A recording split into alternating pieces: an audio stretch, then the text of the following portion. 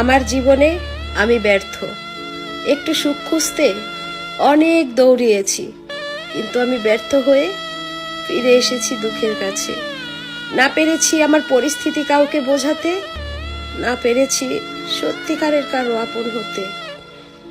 রাতের বেলা শুয়ে শুয়ে ফ্যানের দিকে বারবার তাকাই, মনে হয় কি ঝুলে যাই। শুধুমাত্র পিছন ফিরে যখন তাকাই, সন্তানের মুখ ভেসে ওঠে।